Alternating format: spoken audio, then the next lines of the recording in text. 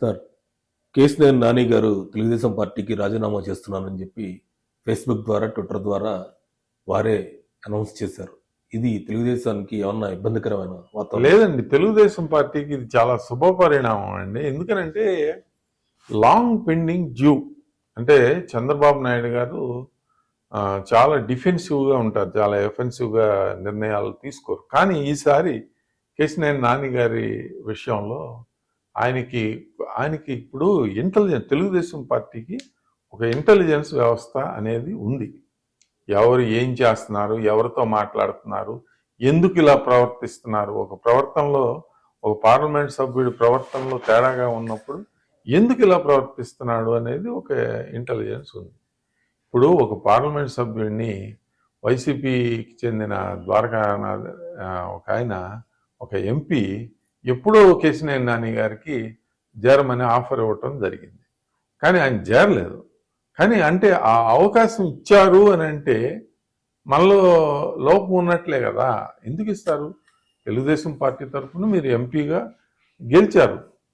గెలిచినప్పుడు అంత చొరవ తీసుకుని కాల్ చేశారు అని అంటే ఏదో వీక్నెస్ ఉందని అది కేసీఆర్ నాని గారి వ్యవహారం మొదటి నుంచి కూడా ఇలాగే ఉందండి. మొదట్లో ఆయన అసలు ఫస్ట్ టైమే ఆయనకి సీట్ ఇచ్చినప్పుడు 2014లో జనసేన పార్టీకి వాళ్ళు ఒక సజెషన్ చేశారు పవన్ కళ్యాణ్ గారు అప్పుడు పోటీ చేయలే.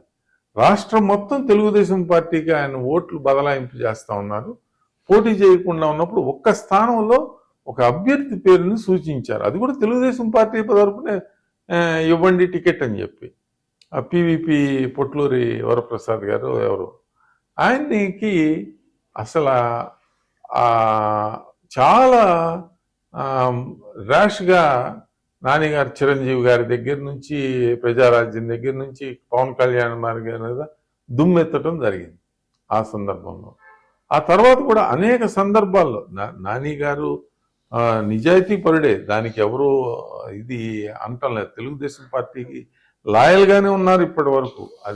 దాని నుంచి కానీ నోటి దురుస్తనం రాజకీయాల్లో, నోటి మాట చేసే వ్యక్తపరిచే మాట, క్విక్గా రియాక్షన్స్ రాజకీయాల్లో పనికిరావండి. ఈ సందర్భోచితంగానే అవి ప్రదర్శించాలి. అది నాని గారికి ఆ లౌక్యం తెలియకపోవటం వలన ఆయన ఏమనుకుంటారంటే ఇది నా ముక్కుసూటి మనస్తత్వం అందరికీ ఉంటుంది. ఎవరికి ఉండదు? ముక్కుసూటిగా అభిప్రాయాలు వ్యక్తం చేయాలని ఉంటుంది. కానీ సమయమును సందర్భం కూడా చూసుకోవాలి. అది లౌక్యం ఉండాలి. అని ముక్కుసూటిగా అంటే ఇంట్లో మన భార్య భర్త ముక్కుసూటిగా మాట్లాడతానని చెప్పి ఇష్టం వచ్చినట్టు అభిప్రాయాలను వ్యక్తపరిస్తే భార్య కూడా ఊరుకోదు, పిల్లలు కూడా ఊరుకోదు. అలాంటి సందర్భాలు చాలా ఉన్నాయి. అందుకని ఇది ఒక రాజకీయ పార్టీల్లో కొన్ని లిమిటేషన్స్, ఈ సందర్భంలో ఎవరితో ఎలా మాట్లాడాలి, ఎలా ప్రవర్తించాలి, ప్రవర్తన కూడా చాలా ఇంపార్టెంట్. చంద్రబాబు నాయుడు గారు దాదాపు చాలా tallest political leader in India. ఆయన ఢిల్లీ వెళితే ఆయన బొకే అసలు ఆయన ఆశించరు. ఈ బొకేలు, షాల్స్, పాదాల మీద పట్టడం ఇలాంటివి ఆయనకి అసలు ఇష్టం ఉండదు. కాకపోతే రాజకీయాల్లో వాళ్ళని మనస్సుల్ని బాధ పెట్టడం ఇష్టం లేక ఆయన అలో చేస్తూ ఉంటారు. ఆ బొకే పెద్దవాడు కదా, ఈయన ద్వారా ఇద్దాంలే అని చెప్పి ఆయన మన గల్లా జయదేవ్ గారు ఈ బొకే ఈయన ద్వారా ఇద్దామని ప్రయత్నం చేస్తే అది ఆ పిక్చరు చంద్రబాబు నాయుడు గారికి ఎంత మనస్తాపం కలిగిందో తెలియదు. కానీ రాష్ట్ర వ్యాప్తంగా తెలుగుదేశం పార్టీలోనూ దేశవ్యాప్తంగా ఇంటర్నేషనల్గా చంద్రబాబు గారి అభిమానుల్లో మాత్రం ఒక ముళ్ళులాగా గుచ్చుకుంది అని వాళ్ళు ఎవరు కూడా మిమ్మల్ని అసభ్యకరంగా మాట్లాడటం కానీ ట్రోల్ చేయటం కానీ జరగలేదే. మీరు ఏదో వివరణ ఇచ్చుకున్నారు, నేను ముక్కుసూటి నాకెందుకు, మీరు ఇస్తున్నారుగా ఇవ్వండి, అది పద్ధతి కాదండి. ఆయన ఇచ్చినప్పుడు పక్కన చంద్రబాబు నాయుడు గారు ఉన్నారు. ఏముంది ఊరికనే ఫోటోకి ఓ చెయ్యి అట్లా పెట్టి సరేనండి అందరం కలిసి ఇద్దాము అని ఇచ్చినా సరిపోతుంది. వెంటనే క్విక్ రియాక్షన్స్. అక్కడ 7 అసెంబ్లీ కాన్స్టిట్యున్సీస్ ఉన్నాయి. ఆ 7 అసెంబ్లీ కాన్స్టిట్యున్సీస్ మరి సెంట్రల్, వెస్ట్, ఈస్ట్, మరి మైలవరం, తిరువూరు, జగ్గయ్యపేట, నందిగామ ఈ నియోజకవర్గాల్లో 4 రూరల్ నియోజకవర్గాలు, 3 అర్బన్ నియోజకవర్గాలు. ఇందులో ఒకటే స్థానం తెలుగుదేశం పార్టీకి ఉంది. గత ఎన్నికల్లో మరి జనసేన కూడా పోటీ చేసి దాదాపు 80,000 ఓట్లు తెచ్చుకోవటం జరిగింది. అంటే మీకు క్లియర్ కట్గా ఇప్పుడున్న ప్రభుత్వ వ్యతిరేకతతో పాటు జనసేన ఓట్లు కూడా కలిపితే 1,00,000 బేస్ మెజారిటీ అక్కడ వస్తుంది. ఇప్పుడున్న ప్రభుత్వ వ్యతిరేకత కూడా వైఎస్ఆర్సీపీ ప్రభుత్వం మీద ఉన్న వ్యతిరేకతను కూడా కలిపితే దాదాపు అక్కడ ఏ అభ్యర్థి అయినా 1.5 lakhs ఓట్ల మెజారిటీతో గెలుస్తారు. అక్కడ సిటీ నియోజకవర్గాల్లో కలుపుకు వెళ్ళాలి. వీరికి నాని గారికి 5 నియోజకవర్గాల్లో ఆయనకి అభ్యంతరాలు ఉన్నాయి. రేపు కాంటెస్ట్ చేసేటప్పుడు కూడా ఆయన ఇబ్బంది పెడతారు. గతంలో కూడా ఇబ్బంది పెట్టారు. బొండా ఉమ్మ గారు వద్దు, మరి బోదాటి వెంకన్న గారు వద్దు, ఇట్లా కొంతమంది పేర్లు చెప్తూ కూడా ఆయన కామెంట్ చేయడం జరిగింది ఉమ్మ గారి మీద.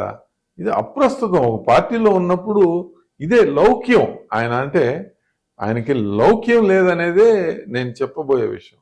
అంతేగాని నాని గారి మీద పర్సనల్గా వ్యక్తిగతంగా మాకేం లేదు. ఆ లౌక్యం లేకుండా రాజకీయాల్లో లౌక్యము, సంయమనము, టైము, ఏ టైంలో ఏం మాట్లాడాలి అనేది చాలా ఇంపార్టెంట్. మరి 10 సంవత్సరాల నుంచి ఆయన పార్లమెంట్ మెంబర్గా ఉన్నారు. ఆయనకి చెప్పాల్సింది ఏం లేదు. కానీ బట్ ఈ కారణాలతోటి ఆయనకి కొన్ని ఇబ్బందులు అయ్యి వచ్చినాయి. డైరెక్ట్గా చంద్రబాబు నాయుడు గారు మొదటిసారి తిరువూరు సభ విషయంలో మీరు జోక్యం చేసుకోవద్దని ముందు హెచ్చరించటం, సిట్టింగ్ పార్లమెంట్ మెంబర్ని కీలకమైన రాజకీయ కేంద్రమైన విజయవాడకి సంబంధించిన రెండోసారి ఎంపీగా ఉన్న వ్యక్తికి చెప్పటం అనేది చంద్రబాబు నాయుడు గారి సాహసోపేతమైన చర్యే. ఆయన ఒక ఎఫెన్సివ్ స్టెప్, అంటే ఆయన తప్పనిసరి పరిస్థితుల్లో ఆ నిర్ణయం తీసుకున్నారు అని చెప్పొచ్చు. ఇక్కడ ఏంటంటే శివనాథ్ గారు, ఇప్పుడు కేశినేని శివనాథ్ గారు, ఆయన ఎవరో సహోదరుడే, తమ్ముడు, చిన్ని గారు అని అంటారు. ఆయన ఎప్పుడు తెర వెనుకే ఉండేవాడు కానీ తెర ముందుకు ఎప్పుడు రాలేదు. ఇటీవల కాలంలో కొంత తెలుగుదేశం పార్టీకి సహజంగానే బెదవాడ రాజకీయ చరిత్రలో జనరల్గా ఒక స్టేజ్కి వచ్చిన తర్వాత అవకాశం ఉంటే రాజకీయాల్లో ప్రయత్నం చేద్దాము, పార్టీకి సహాయంగా ఉందామని ఆర్థిక సహాయంగా చాలామంది నాయకులకి, ఒక్క బెదవాడకు సంబంధించిన నాయకులకు కాదండి, ఆ 7 నియోజకవర్గాలకు సంబంధించిన నాయకులు కాదు, చాలామంది నాయకులకి ఆయన అండగా నిలుస్తున్న సంగతి తెలిసిందే. బడుగు బలహీన వర్గాలకు చెందిన నాయకులకి, మైనారిటీ నాయకులకి, ఎంతోమందికి పేర్లు చెప్పను కానీ ఆయన చాలామందికి అండగా నిలబడతా ఉన్నాడు. ఇప్పుడు నారా లోకేష్ బాబు యోగళం పాదయాత్ర అన్ని తానే చేశాడు అక్కడ. మరి ఆ బెదవాడలో ఎంత రెస్పాన్స్ వచ్చిందో చూశారు కదా. దాదాపు నారా లోకేష్ బాబుని నిద్రపోనివ్వకుండా 24 గంటలు నడిపించిన చరిత్ర కేశినేని చిన్ని గారిది. ఆయనకి ఎప్పుడు అండదండలుగా బొండా ఉమ్మ గారు కానీ, అక్కడ బోదాటి వెంకన్న గారు కానీ వాళ్ళు సపోర్ట్ చేస్తూ ఉన్నారు. వాళ్ళు కూడా చాలా కీలకమైన నాయకులు అండి. బెదవాడ వరకు చంద్రబాబు నాయుడు గారికి ఆయన ఇంటి దగ్గర ఏ విషయం జరిగినా కానీ చంద్రబాబు నాయుడు గారి మీద ఏగవాళ్ళ మొదట రెస్పాన్స్ ఇచ్చేది వీళ్ళిద్దరే. మీరు రాష్ట్ర వ్యాప్తంగా మీరు రాజకీయాలు గత 5 సంవత్సరాలుగా చూసుకోండి, ఎప్పుడైనా కానీ నారా లోకేష్ బాబు గారికి కానీ చంద్రబాబు నాయుడు గారికి కానీ ఏది జరిగినా కానీ ముందు వచ్చి ప్రెస్ మీట్లో కానీ ముందు వచ్చి ఒక 10 మందిని తీసుకుని వచ్చేది వీళ్ళిద్దరే వచ్చేవాళ్ళు. అంటే రాష్ట్ర వ్యాప్తంగా చాలా మంది వస్తున్నారు, కానీ బెదవాడ చుట్టుపక్కల చాలా మంది అమాహిమీలు, మేము పెద్ద పుడింగులం పోటుగాలం అనే నాయకులు చాలా మంది ఉన్నారు కదా. మరి వాళ్ళు ఎవరు ఎందుకు రావటం లేదు? ఆ సామాజిక వర్గానికి చెందిన నాయకులు 300 మంది ఉన్నారు కదా. 100 మందిని 50 మందిని మీరు తీసుకురాగలిగితే తెలుగుదేశం పార్టీ ఆఫీస్ మీద దాడి జరిగినప్పుడు చుట్టూతా ఉన్న 20 నియోజకవర్గాలు 1000 మంది అక్కడికి జమగూడేవాళ్ళు. మరి ఆ ప్రయత్నం కూడా ఎవరు చేయలేదే. ఇక ఏ తర్వాత అన్ని మీరు చూడండి, అక్కడ ఏ సామాజిక వర్గాల వాళ్ళు చంద్రబాబు నాయుడు గారికి అండగా ఉంటున్నారు. ఇప్పుడు వరలరామయ్య గారు, మరి నక్క ఆనంద్ బాబు గారు బడుగు బలహీన వర్గాలకు చెందిన వాళ్ళే చంద్రబాబు నాయుడు గారికి నిరంతరం ఆ కేంద్ర కార్యాలయంలో అండగా ఉంటున్నారన్నది నిజం. అది ఆ నాయకుడి పట్ల నిబద్ధత. అంటే వరలరామయ్య గారు అంటే వీధి పోరాటాలు ఆయన చేయలేడు, కానీ ఏ రిప్రజెంటేషన్ అయినా కానీ ముందుండి నడిపేది ఆయన వరలరామయ్య గారే. మరి నక్క ఆనందబాబు గారు కూడా ఎక్కడికైనా వెళ్ళి ఏ సమీక్షకైనా కానీ ముందు వీరు వెళ్ళని, ఆయన స్వతహాగా లాయర్ కూడా అవటం వలన తప్పకుండా ఆ లీగల్ సంబంధించిన విషయాలన్నీ కూడా ఎన్నో కార్యక్రమాలకి చంద్రబాబు నాయుడు గారు పురమాయిస్తే ఆయన వెళ్ళటం కూడా జరిగింది. అంటే నో అని చెప్పకుండా వెంటనే బయలుదేరి వెళ్తారు స్పాంటేనియస్గా. అక్కడ ఏదైనా సమస్య ఉంటే దాన్ని మళ్ళీ చంద్రబాబు నాయుడు గారికి చెప్పి దాన్ని రెక్టిఫై చేసే చొరవ ఉన్న వ్యక్తులుగా వాళ్ళు పేరొందారు. అలా కొంచెం సంయమనం ఉండాలని. ఇప్పుడు ఆలపాటి రాజా గారు ఉన్నారు, తెనాలి సీటు ఆయనకి రాదు, ఆయనకి తెలుసు, కష్టపడుతున్నారు అని చంద్రబాబు గారు చూసుకుంటారు కదా. ఆయనకి ఎక్కడే రీహాబిలిటేట్ చేయాలో, ఎమ్మెల్సీ పదవులు ఉంటే, రాజ్యసభ పదవులు ఉంటే, కార్పొరేషన్ చైర్మన్లు ఉంటే, ఆయన ఎక్స్ మినిస్టర్ 4 సార్లు ఎమ్మెల్యే చేశాడు, ఆయనకి ఎక్కడో ఒకసారి అకామిడేట్ చేస్తారు. అది పెద్ద సమస్య కానే కాదు. చంద్రబాబు నాయుడు గారికి నమ్మిన వాళ్ళకి అకామిడేట్ చేయటం అనేది సమస్యగానే కాదు. ఎందుకు కేశినేని నాని గారు ఇలాంటి పరిస్థితి తెచ్చుకున్నారో అర్థం కావట్లేదు. ఏది ఏమైనా ఆయన ఆల్రెడీ వైసీపీలోకి వెళ్ళిపోవటానికి రంగం సిద్ధం చేసుకున్నారు 6 నెలల క్రితమే.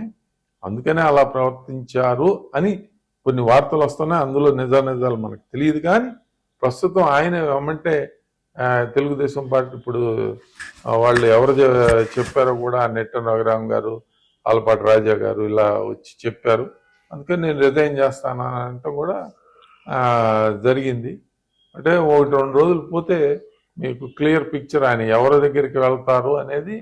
అంటే నిప్పు లేనిదే పొగరాదు. అది అలా వచ్చింది కాబట్టి రాజీనామా చేయటం. పోనీ తెలుగుదేశం పార్టీలోనే ఉంటానన్నారు కదా, నిన్న నాయకుడు ఏది చెబితే అది చేస్తానన్నారు కదా, ప్రస్తుతానికి సేవలే చేయండి. మరి అది చేయకుండా నేను రిజైన్ చేస్తాను అన్నారు అని అంటే ఇండిపెండెంట్గా మరి పోటీ చేసి గెలుస్తానన్నారు. మీరు ఒకసారి పోటీ చేస్తే తప్పకుండా నాని గారికి ఆయన శక్తి తప్పకుండా తెలుస్తుంది. నాని గారు ఇండిపెండెంట్గానే పోటీ చేయాలి. చేస్తే ఆయన శక్తి ఏంటో, ఎంతమంది ఆయన వెనకాల రాజకీయాల్లో అధికార పార్టీకి ఒక సింబల్ మీద పోటీ చేసి గెలవటం వేరు, ఇండిపెండెంట్గా పోటీ చేసేవారు. ఎమ్మెల్యే స్థాయి, మండల స్థాయి, పంచాయతీ స్థాయిలో ఇండిపెండెంట్లుగా కొంతమంది గెలిచిన దాఖలాలు ఉన్నాయి. కానీ లోక్సభ నియోజకవర్గ స్థాయి నాయకులు ఇండిపెండెంట్గా పోటీ చేసి గెలవగలిగిన స్థాయి నాయకులు లేరనే చెప్పాలి. కేశినేని చిన్ని గారుకి టికెట్ అంటే నారా లోకేష్ బాబుకి ఆయన బాగా సన్నిహితంగా ఉన్నారు. ఆర్థికంగా కూడా ఖర్చు పెడతా ఉన్నారు, పార్టీకి చాలా బాగా ఖర్చు పెడతా ఉన్నారు. అంటే ఆయనకి లోక్సభ సీటు అన్నకి తీసేసి తమ్ముడికి ఇవ్వటం కాదు. కానీ ఇక్కడ కొంత ఈక్వేషన్ ఉందండి. ఆయనకి చిన్ని గారికి ఎక్కడో ఒకసారి అకామిడేట్ చేస్తారు. రాజ్యసభ అకామిడేట్ చేస్తారా, ఎమ్మెల్సీ అకామిడేట్ చేస్తారా, ఎమ్మెల్యే అకామిడేట్ చేస్తారా, మరి ఎంపీనే ఇస్తారా అనేది ఏదో ఒకటి ఇస్తారు అనేది ఖాయం. అది ఎక్కడ అనేది కూడా తెలియదు, కానీ ఇస్తామనేది ఖాయమైంది. ఇకపోతే అక్కడ ఒక సున్నితమైన ఇది ఉంది. బీజేపీతో పొత్తు అనేది ఏ దశలో ఉన్నదనేది అర్థం కావటం లేదు. ఆ బీజేపీతో కనుక పొత్తు ఉండే పక్షంలో అక్కడ మరి సుజనా చౌదరి గారికి ఇస్తారు అనే వార్తలు కూడా వస్తూ ఉన్నాయి. సుజనా చౌదరి గారు కూడా కాంటెస్ట్ చేయాలి అని అనుకుంటా ఉన్నారు. అది ఒక సమస్య బెజవాడ లోక్సభ పరిధిలో జరుగుతూ ఉంది. ఇకపోతే ఇది కాకపోతే ఆయనకి వేరే చోట అకామిడేట్ చేసేటట్లయితే కేశినేని చిన్ని గారికి పార్లమెంటు కాకుండా అక్కడ మరి ఇదివరకు 2 సార్లు ఎంపీగా గెలిచిన లగడపాటి రాజగోపాల్ను కూడా పరిశీలిస్తున్నారనే వార్తలు కూడా వస్తూ ఉన్నాయి. ఇది స్థూలంగా బెజవాడలో లోక్సభ నియోజకవర్గం, విజయవాడ లోక్సభ నియోజకవర్గంలో జరగబోయే మార్పులు చేర్పులు. మరిన్ని అప్డేట్స్ కోసం మా కాయ్ టీవీని సబ్స్క్రైబ్ చేసుకోండి. మా వీడియో కనుక మీకు నచ్చినట్లయితే లైక్ చేయండి, షేర్ చేయండి. మీ విలువైన అభిప్రాయాలను కామెంట్ బాక్స్లో తెలియజేయండి.